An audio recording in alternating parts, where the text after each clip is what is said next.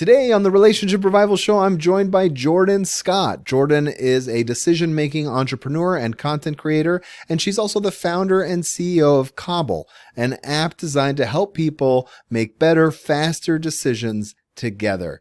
Jordan has been profiled in the New York Times, Forbes, Fox, Good Day New York, and more. To date, Jordan has raised $3.3 million in seed funding, growing Cobble to tens of thousands of users who've swiped millions of times on curated places and experiences in-app.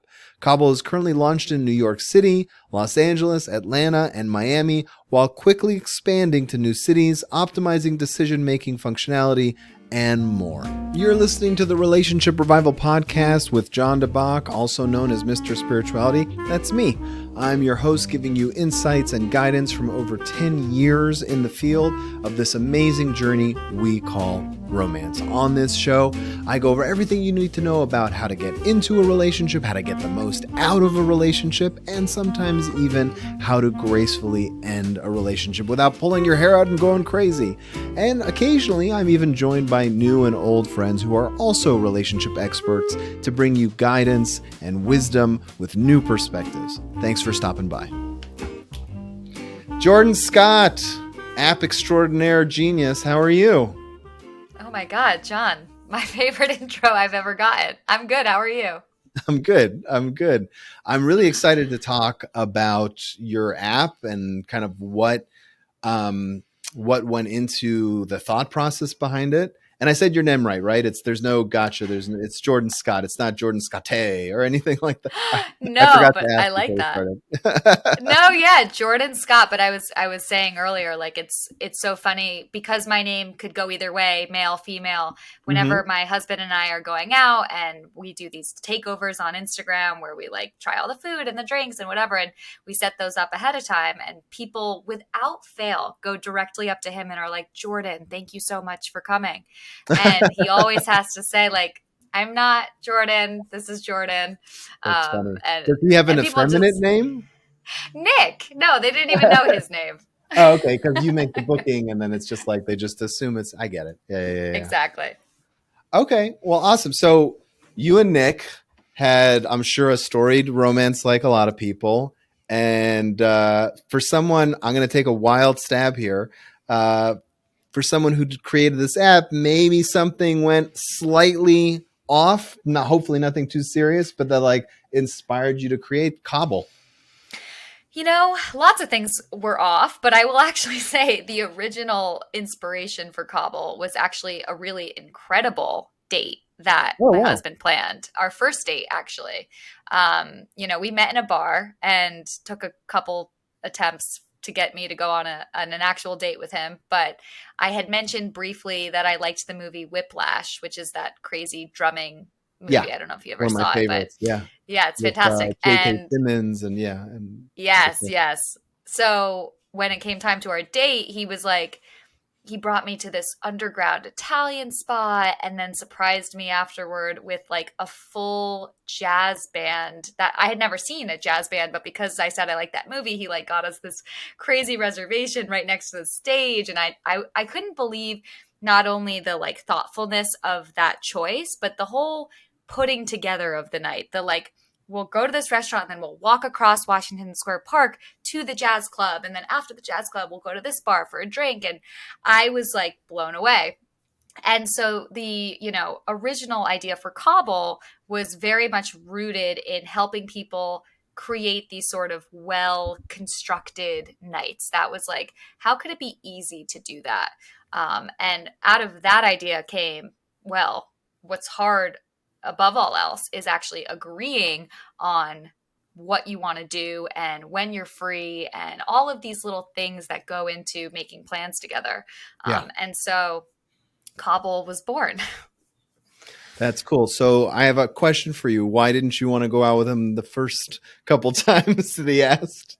We met in a grimy ass bar. My good girlfriend from college was the bartender. She introduced us and said, like, this is my regular Nick. And I was like, what is a regular? Like, that does not sound good. At a grimy bar, right? Exactly. So I was like, but he was so charming.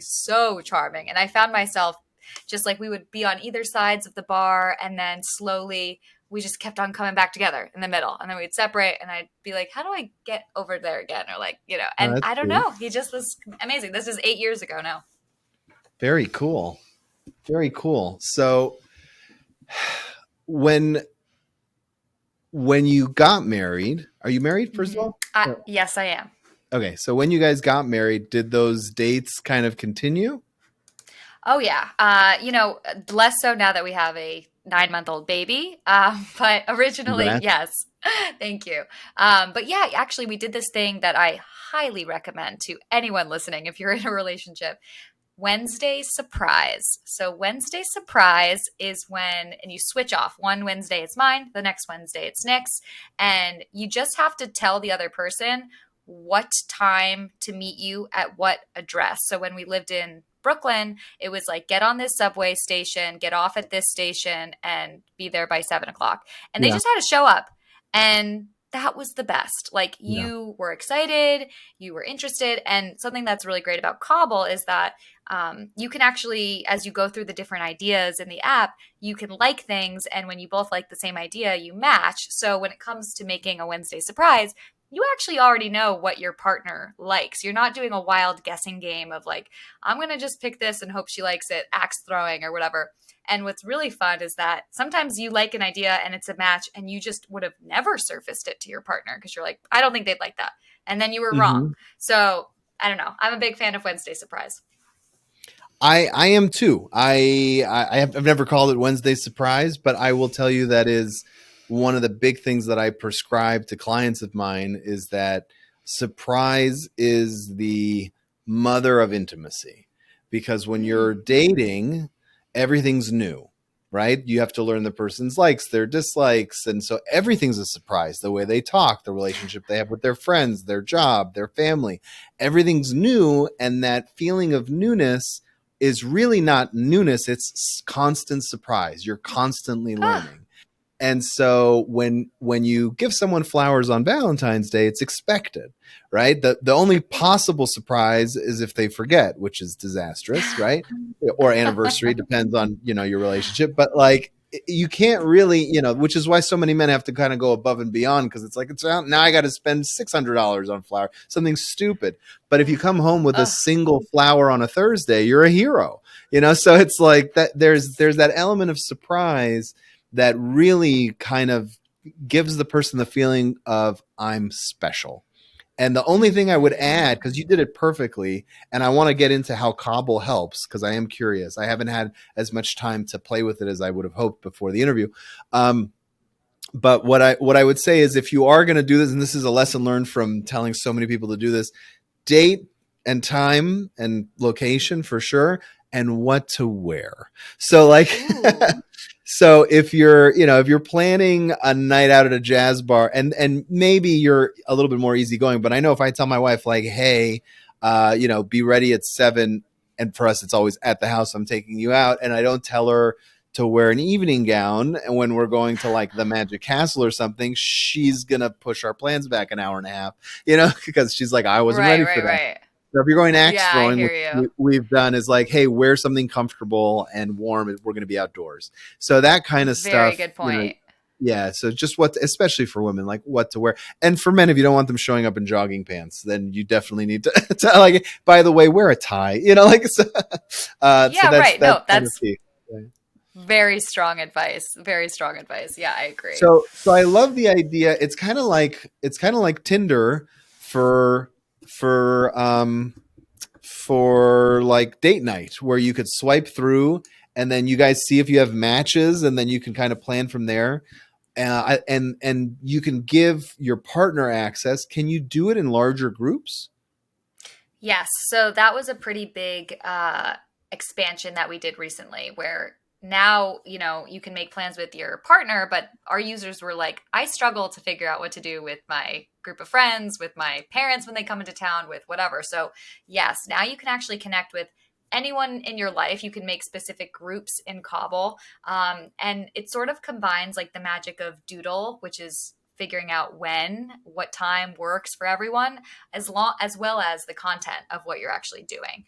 And what's cool about Cobble is that the more that you indicate your likes in Cobble, the more you're sort of saying you like really nice restaurants or really weird, fun NSFW You're stuff or training the whatever app. you're into. Yeah, it's You're learning training you. the Yeah. app, but unlike a lot of apps which learn their users, the difference with Cobble is that we can then start predicting what might be the best option for you and someone else. It's not just understanding you.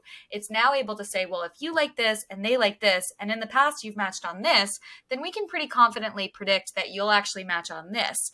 And when you kind of add more and more and more people, it just gets even more exciting and valuable. That's really cool.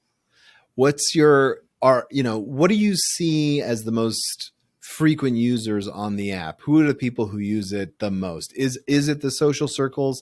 Is it something in the context of the professional world, or is it really couples? Definitely social. I'd say, you might be fighting with your partner the most often on like where you go and what you do, but the headache and the brain damage that comes along with like a group chat with another couple or another few couples is infinitely more annoying, more awkward. It's like who's going to take the lead, who's going to say they don't like this, who's going to be the vegan, whatever it might be. And so in that case, I think Cobble really steps up because what we have found is that in every group of people there's a planner and there's agreeers, and in one group you might be the planner, in your relationship you might be the planner, but in another group you might be an agreeer, and you just want to very easily and quickly put in your 2 cents. So when you actually create a plan in Cobble, the agreeers all receive this poll of sorts where they can really quickly drop emojis ranging from throw up face to heart eyes on each of the ideas. And then Cobble actually tells you what the number one choice is. So it makes Oh, it okay. super easy, and then you can make the reservation, you can buy the tickets, you can do whatever, and Cobble keeps everyone up to date as well, which is crucial. Communication is key, right? How does it do that? And so that's a big part of it. Does it Basically, do as they soon send as like you alerts? Yes, exactly. As soon as you respond to the poll, you add in your email or your phone number if you don't already have a Cobble account. If you're already connected in Cobble, you're golden. But then, yeah, it'll remind you when it's upcoming. It'll let you know if somebody changes the reservation or changes the plan. It will tell you who is going, who's involved in the plan. So there's a lot that's just sort of like, how do we make this as simple to go from A to Z as possible and not have 1,000 different side conversations, and just keeping everybody connected. And is it like once the night or the activity starts, that's when Cobble kind of bows out and you guys are good? Or is there like communication that happens throughout the event?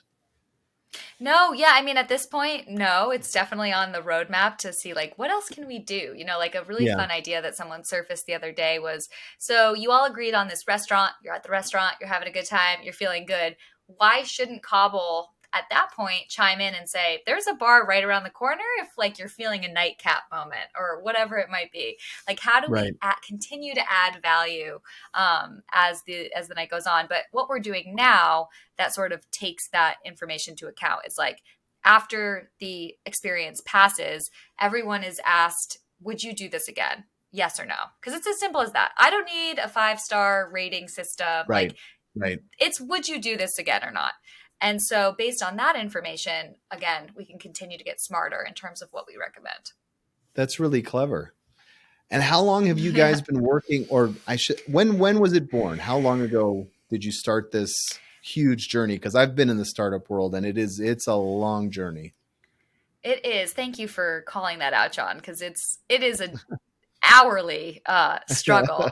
But we launched June of 2020, so we actually were all prepped for a big old spring launch, waiting for New York. When New York starts heating up, everybody goes out, and it's like, oh, let's launch then. And of course, with COVID hitting in March, we sort of said, let's take a step back. We actually expanded our content beyond events and restaurants, and really pivoted to what can couples do at home? What can users cook and That's watch smart. and Yeah, order that's in really from? And so we aggregated all of that content and we launched with everything. So by June, we were ready to launch stay at home, go out. So people were beginning to look at even the going out content, even though everything wasn't open, but they could start planning ahead. And it ended up being pretty solid. We were able to raise our seed round that October based on that launch. And now this year, we are raising our Series A. awesome. Are you Do you want to share your financial goals, or is that something that's like not cool for the podcast for your No, Series A? I mean, I'll say that we are raising over 10 million to launch in 24 cities this year and hit 7 million users over the next 3 years. And, we're looking for really great partners to join us and to help us grow and help us hire the right folks. So yeah, if anybody listening is like, I could be into this, hit me up. Yeah, it sounds like a fun, I mean, if nothing else, just like a fun kind of company to be part of, for sure. It's a fun problem to solve. It's a stressful problem, especially if, in my own relationship, right? Like, this is so in our real life, right? Like, I can't not deal with this thing that we're solving on a daily basis. I'm sometimes jealous of founders who are working on like some kind of scientific, medical device, and then they can go home and go out to dinner and be like, woo. And for me, it's, it never goes away. I hear you. Speaking of that, now that you're like knee deep in the founder world, what, and a lot of people who listen to podcasts I find are entrepreneurial in spirit. What is some advice you have for people to stay motivated, especially when you face so many challenges between hiring and tech and fundraising and balancing that with a 9-month-old baby? What are your kind of go-tos for staying excited and on the ball? Honestly, I've always known that I'm extremely passionate about solving this issue, and I'm really, really inspired about being a sort of first mover in the decision tech space, as we're, calling it. But to be just completely honest, like, you are going to have days and maybe even weeks where you're feeling really unmotivated. And to me, like, the only thing that helps is understanding that it's going to pass, and like you're going to feel out of that funk eventually. And B, the two ways actually that I always feel like it helps me tackle stress is sitting down and setting a timer for 20 minutes to address the thing that I know is giving me stress, because it is a thing that I know. It's a work Yeah. thing. It's a conversation I have to have with someone that's uncomfortable. It's whatever. Addressing that for 20 minutes and putting a little dent in it, that helps. And then exercise. Like that, those two things are always going to somehow shift your vibe, and hopefully make an impact. But honestly, time heals all wounds, especially. Yeah. It's just like, can your startup stay alive in the amount of time that it takes to figure it out? That's the question. Okay. So if you had to rank it, because it sounds like you are juggling a lot in terms of priorities, there's work, there's sleep, family, and you mentioned exercise. So I'll throw fitness in there and even friends. And let's say you had to pick 3, like each day, like how do you prioritize? Nobody can do all 5 in a day. Nope. I know there are some days where my family just doesn't exist. They just, I wake up, I say goodbye to the kids by like 6:30 in the morning. And I don't, like if I go to kiss them goodnight, they're already sleeping. It's a little dangerous. I gotta like, how do I do this without waking them up? So I have 4. So it's a different kind of lifestyles than just one. John, that is incredible. That's kind of the dream. Although I had one and she's weirdly easy, so I think it's been very misleading, and I'm a little worried now. But that's the universe's way to trick you into having another one quickly. Yeah, exactly. Look how easy it is. Working. You can have another one. Yeah. Exactly. But no, I mean, that's the eternal thing, right? I definitely read about that, where it's like you can only get 3 of 5 a day.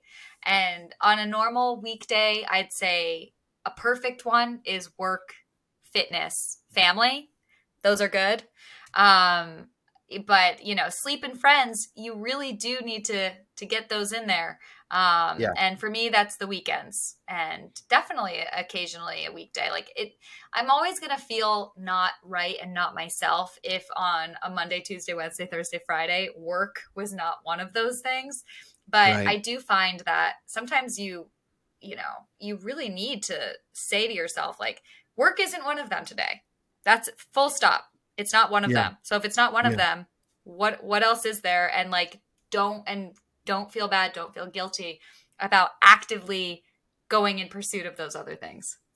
Yeah, So, whenever I see people, it happened more before COVID where people had to, in larger companies, write emails in the C-suite even saying like, "Hey, I need to take a mental health day."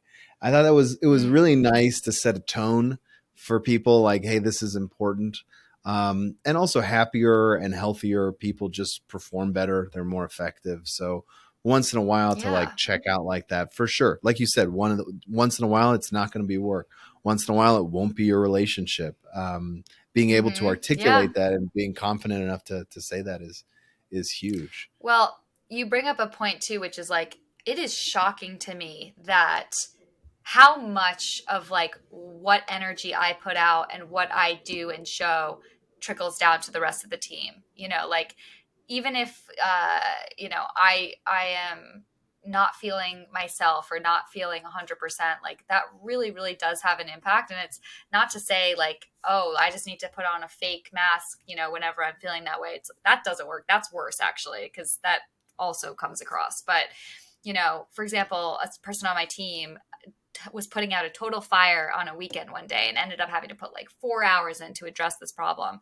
And I slacked him and I said, like, you are taking Friday off. Like, you're definitely not working this Friday because of what happened this weekend. So Mhm. go enjoy it, plan for it, set up a 3-day weekend. It's so crucial that we wouldn't just be like, good job, like, but let's get back to work like normal. Like, I don't know. I certainly, that's what I would want and appreciate. So I try to put that out to my team too.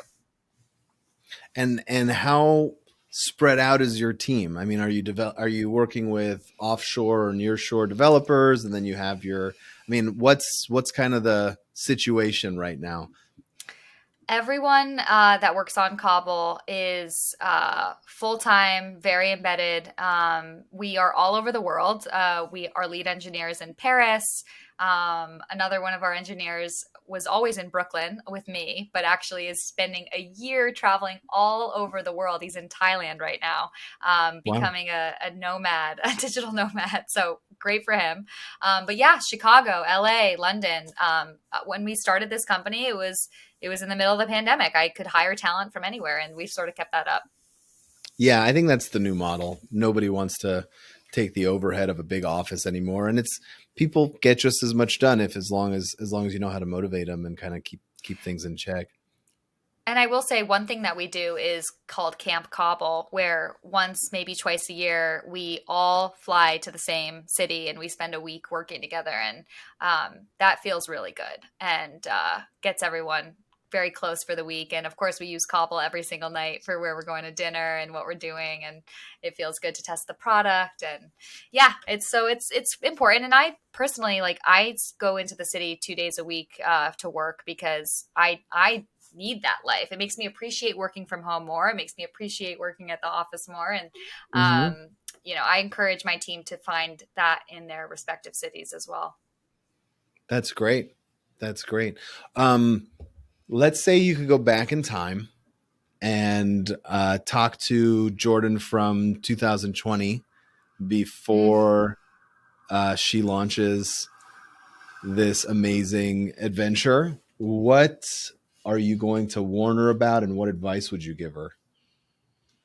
I would probably tell her that even though you're about to raise $3 million, it's not the end. You didn't raise that crazy amount of money, which sounded like all the money in the world, and just be set for life.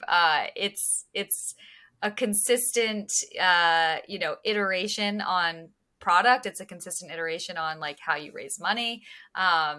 It's nothing is done. I think that was the big. I kind of knew that, but at the same time, I didn't know that. Like you never finish your product. It's always iterating, growing, changing, pivoting. And that's true for me, that's true for Twitter. So it's like, why Mhm. I wouldn't think that was you know going to be my life. I don't know why, but it definitely keeps things interesting. So you had this finish line in your head, and it never really came. I was when like, did I you raised the money, I'm done. I did it. When did Now you I have can to build it and shift we're good. that? Yeah. When did you have to kind of realize, like, when did that happen? Where you're like, oh, wait a second, like it's Yeah, never well, over. when just when like, your expectations of some sort of performance with the product is not what you thought it would be, and therefore new decisions had to be made. Like everyone, I think this is really interesting. Like everyone has a great idea for a product or for a company or whatever, but even their great idea is nothing to what it will ultimately become. If you do Yeah. it, if you execute it, it takes on so many different new forms. And um it's perfect in your head, but once you put it out there and you give it to people and you put it in the hands of people, like that's where you have a real sort of eye-opening experience. But it's also the biggest opportunity of all. You actually then have a starting point to continue building for someone. And that's why you should just go start it, do it, launch the Instagram page, do whatever you need to, it's like a minimum viable product. Right. Yeah, we talk about that in counseling a lot too. It's like you have to neurologically program yourself to not be in awe or chasing the goal. It's the process. Hmm. And actually being addicted to the process, appreciating that once you get there, then life gets really exciting. So because when you get married, you have this vision of, okay, wife, 3 kids, a house, picket fence, or condo, a high rise in the city, or whatever it is. And then you realize, like, goals change, things change. And yeah, I mean, sometimes you get all the money and everything you need to buy that house and realize, I don't want it anymore. And that's totally Yeah. okay. So yeah, for sure. I think that's Yeah. a great lesson that you kind of stumbled into on your, rise of the app world. Yeah, yeah, it's so true. And just surrounding yourself with people you like, I think is also pretty crucial. You're now when I hire folks and I'm interviewing people for specific roles, I really, really try to ask myself, like, would I want to be on a call with them, 5 hours a week? Would I love sitting across from them and talking to them and going back and forth? And it's like they could have the craziest experience in the world, but that you got to say yes to before you, Right. bring someone on. And that Are was you good advice that I doing got. daily stand-ups with different teams? Is that what your life looks like, where you're on Slack 24/7 and you're doing Zooms the rest of the time? What's your life look like? Yeah. Yeah, you've got it there. I definitely have tried to minimize meetings. That's definitely been feedback that I've gotten. And I've actually started removing myself from like our daily product stand up. I was in that for the first year, 2 years of the company, and Yeah, was like, wait, I don't need to be in this. And I think everyone would be happier if I wasn't in this. So I'm coming out of this. that's great. And that was great. That freed up my time, that gave the team even more agency over what was going on with the product. And I've sort of tried to apply that with all of the teams at Cobble. But I have one-on-ones with the executive team each week, and those conversations we really try to keep casual and comfortable and really connect human to human before we start diving into business and work. And so I think that's important too. And a new hire who is probably going to listen to this interview, so I'm calling him out, but he runs growth at Cobble, and he just actually did an incredible job putting together a new all hands meeting, which it happens every other week, and it's the coolest deck. It's the most exciting deck. It keeps everybody connected, whether they're in the content side or the product side or the growth side. And it's something I very much look forward to. So you never know who you're going to bring on that's like, I think this new process would just be good for the company as a whole. And they sort of excite you. They go out of their Yeah, lane a boost little bit. And, morale. and Yeah, for sure. it's awesome. It's I love awesome. that. That's great. That sounds like a cool hire. Congrats. He Well, is fantastic. I'm sure people can find Cobble on the App Store and anywhere else they can get their apps, right? Is there anything else that you want to point them to? Yeah, I mean, you'll find us on Instagram, on TikTok at TryCobble. Our website is trycobble.com. And yes, you can get us on the App Store. We are not on Android yet, very specifically, waiting for the product to be in a place where we want to build it on Android. But App Store, definitely New York, LA, Atlanta, Miami. New York, LA, Atlanta, Miami. Get an iPhone and get on Yes. Cobble. Very cool. Try Cobble are the Exactly. social handles. Thank you so much for being here, Jordan. It was a real joy to learn about your app, and sounds like a lot of fun, and it's going to help a lot of people, so I applaud you for it. If you're interested in learning how to get the absolute most out of your romantic relationships, then you're in luck, because I have put together a free workshop or masterclass, if you will, about 3 secrets that people in happy relationships have discovered. You can view the workshop at mrspirituality.com/3 secrets. Again, it's completely free. Just go there and watch it. It'll help you on your journey, give you some wisdom, some things to think about. The website again is mrspirituality.com/3 secrets. That's mrspirituality.com/3, the word secrets. It's all yours. Enjoy.